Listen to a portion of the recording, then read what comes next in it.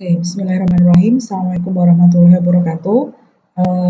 Dalam pertemuan ke-6 kali ini, itu saya akan menjelaskan materi tentang akuntansi biaya tentang berdasarkan pesanan. Ya, jadi kita membahas mengenai bab akuntansi biaya berdasarkan pesanan. Nah, kalau misalkan kita membahas tentang pesanan, itu berarti kan kita bertanya siapa yang melakukan pesanan, gitu ya. Jadi di dalam akuntansi biaya itu ada bagaimana penyusunan biaya untuk produk yang dia itu berdasarkan pesanan pelanggan. Karena kalau berdasarkan pesanan pelanggan itu kan standarisasinya mengikuti standarisasi pesanan yang dilakukan oleh pelanggan. Nah, kemudian karakteristik biaya pesanan, karakteristiknya seperti apa? Yang pertama, sifat produksinya terputus-putus tergantung pada pesanan yang diterima.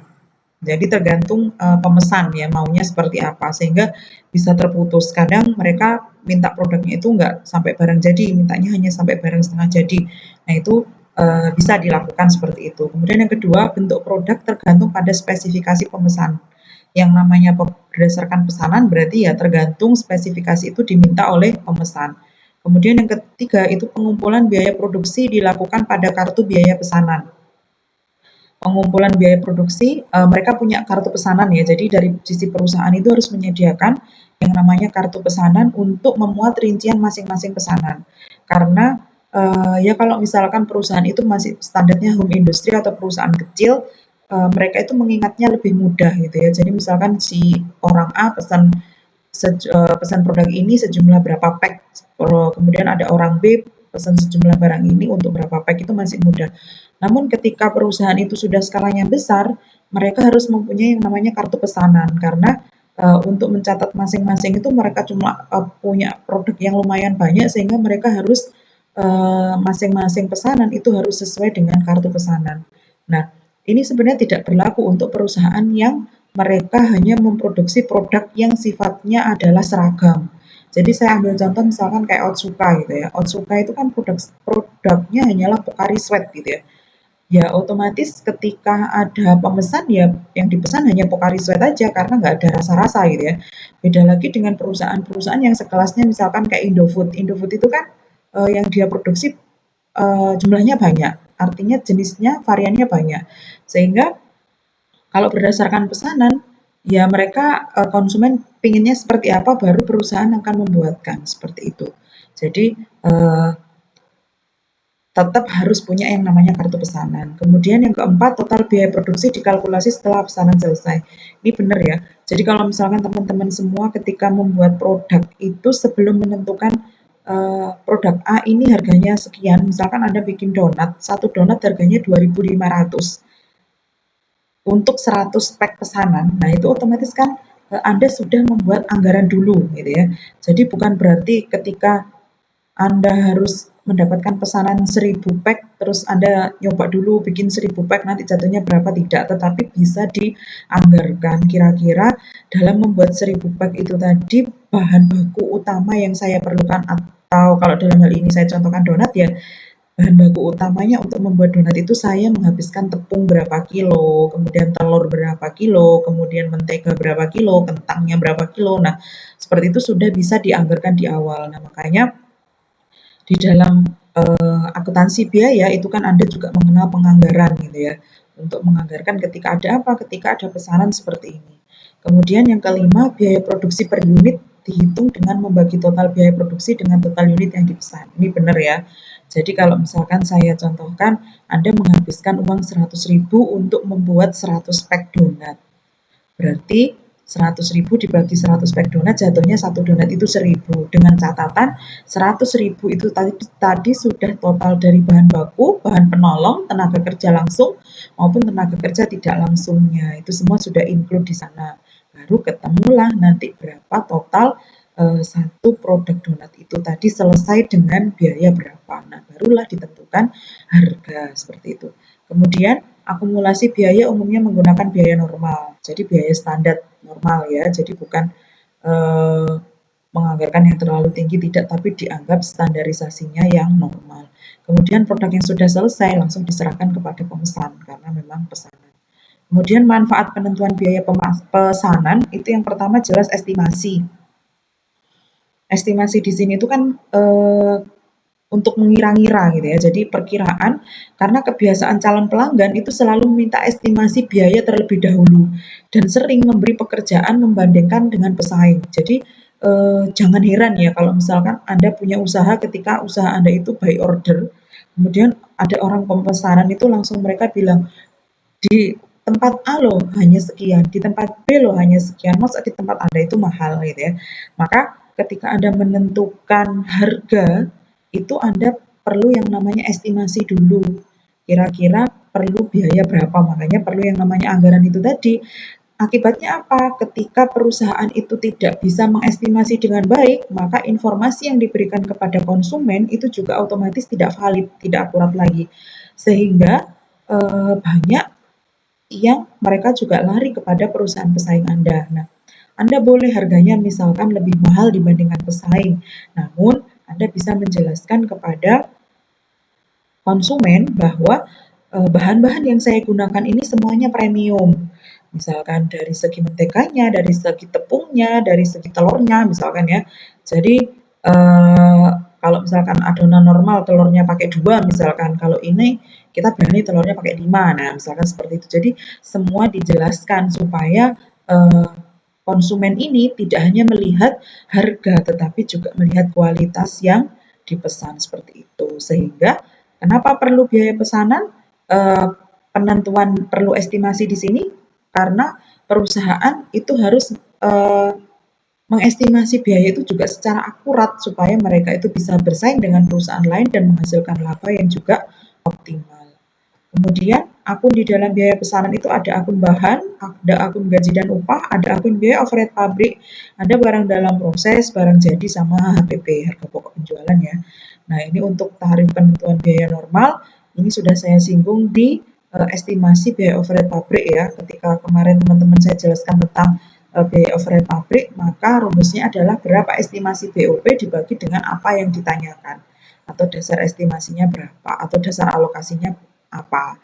Jadi misalkan jam kerja ya berarti estimasi BOP dibagi dengan estimasi jam kerja. Seperti itu untuk penentuan biaya normalnya.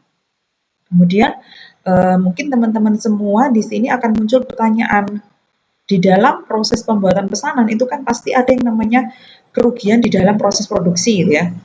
Jadi kerugian di dalam proses produksi berdasarkan pesanan itu memang tidak bisa dihindari. Kerugian itu bisa diakibatkan oleh banyak macam ya, mulai dari kesalahan karyawan, kesalahan bahannya ya memang bahannya itu udah rusak, cacat dan lain sebagainya. Nah, di kerugian-kerugian ini sebenarnya kita bisa alihkan. Artinya apa? Ketika Anda itu membuat produk donat itu tadi ya yang saya contohkan, ketika Anda membuat produk donat itu tadi, Anda dapat pesanan 100, apakah kira-kira Anda bikin pas 100? Kemungkinan besar kan tidak, ya kan? Tetapi Anda bisa bikinnya itu 101, 102, 103. Pertanyaan yang muncul dari saya, kenapa kok Anda mau melebihkan? Karena alasannya mungkin takut produknya ada yang cacat, atau karena alasannya takut ada produknya yang itu memang rusak. Nah, seperti itu ya. Atau jangan-jangan ada yang donatnya yang harusnya bundar nggak jadi bundar, Bu. Nah, seperti itu ya.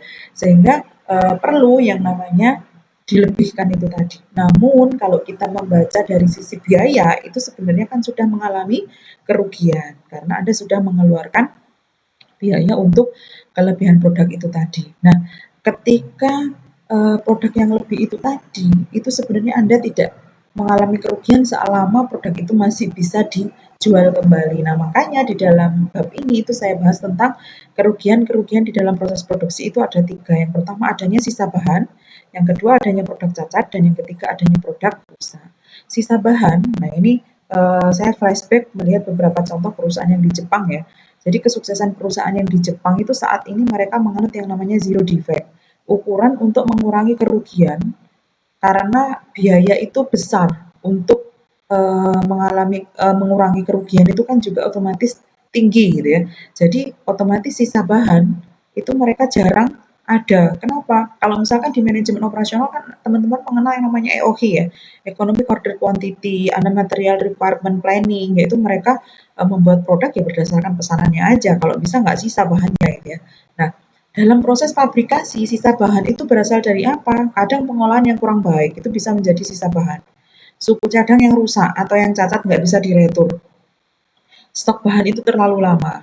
Kadang kan ada tipe bahan yang semakin lama dia disimpan itu semakin rusak. Bukan semakin lama dia disimpan semakin bagus, beda ya. Karena ada bahan juga yang semakin lama disimpan itu semakin bagus. Contohnya apa? Tembakau. Tembakau itu ketika dia semakin lama disimpan, maka dia akan semakin enak, semakin bagus menurut para perokok gitu ya. Tapi kalau kita misalkan menyimpan bahan baku mie gitu ya, bahan bakunya adalah tepung. Semakin lama tepung itu disimpan, maka semakin dia rusak. Nah, itu juga akan mengakibatkan sisa bahan. Kemudian mesin-mesin pengolahan yang sudah terlalu tua, penghentian proyek percobaan itu juga mengakibatkan sisa bahan. Nah, jurnalnya ini kalau biaya bahan, pembelian bahan, jurnal pembelian bahan itu ada tergantung bahannya ya, dia belinya secara kredit atau cash ya. Kalau misalkan kredit ya berarti bahannya yang bertambah, utang dagangnya yang bahannya yang bertambah, utang dagangnya juga bertambah gitu ya. Kemudian kalau penggunaan bahan itu langsung masuk ke barang dalam proses, itu yang perlu teman-teman ingat ya. Kalau pembelian bahan ya berarti masih tetap ada bahan baku, bahannya apa, ada utang dagang atau bahan pada kas. Tapi kalau sudah digunakan bahan itu, maka bahan itu masuk ke barang dalam proses jurnalnya. Kemudian yang kedua ada produk cacat. Produk cacat itu adalah produk yang dihasilkan dalam proses produksi, di mana produk yang dihasilkan tidak sesuai dengan standar mutu yang ditetapkan. Tetapi secara ekonomis produk tersebut dapat diperbaiki dengan mengeluarkan biaya tambahan. Jadi produk cacat itu sebenarnya masih bisa diproses kembali, namun perlu tambahan biaya untuk menjualnya, gitu ya, untuk menyelesaikannya. Nah, faktor penyebab produk cacat itu sifatnya normal, ada yang sifatnya normal. Apa? Dalam setiap proses produksi, baik yang dilakukan dengan menggunakan biaya pesanan, produk cacat itu nggak bisa dihindari. Maka untuk memperbaikinya bisa membutuhkan biaya-biaya tertentu. Nah, contohnya ini ada PT Lucky Star, nah dia punya produk seperti ini. Nah, ini mungkin langsung saya tunjukkan jurnalnya gitu ya. Kalau jurnalnya di sini produk cacat itu nanti masuk ke pengendali overhead. Kemudian ada persediaan bahan baku, beban gaji, dan beban lain-lain sesuai dengan latihan soalnya itu. Kemudian faktor penyebab terjadinya produk cacat yang kedua karena kesalahan. Kalau yang tadi yang pertama sifatnya normal karena memang benar pasti akan terjadi produk cacat di dalam semua proses produksi itu ya, entah yang harusnya bundar adonannya terus kemudian jadi lonjong, nah itu ya. Kemudian karena kesalahan, ya memang terjadinya produk cacat akibat kesalahan dalam proses produksi seperti kurangnya perencanaan, pengawasan dan pengendalian ataupun kelalaian pekerja.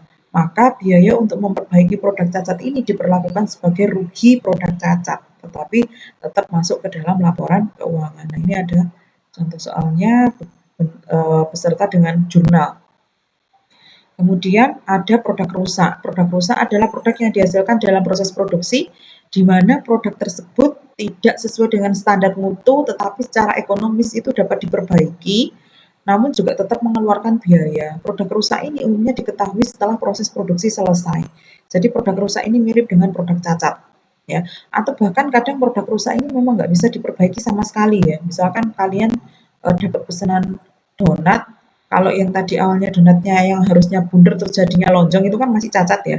Tapi ketika donatnya itu yang harusnya warnanya kuning kemudian jadi hitam karena gosong, nah itu bukan inovasi produk ya, tetapi memang karena rusak. Nah itu juga mereka tetap diperlakukan bisa masuk ke dalam laporan keuangan sebagai pengurang pengendali overhead. Nah ini untuk contoh soalnya, gitu ya. Oke, saya rasa itu yang bisa saya sampaikan dalam video saya kali ini tentang akuntansi biaya pesanan. Untuk latihan soalnya nanti bisa kita bahas di buku akuntansi biaya yang kita gunakan. Demikian dari saya. Assalamualaikum warahmatullahi wabarakatuh.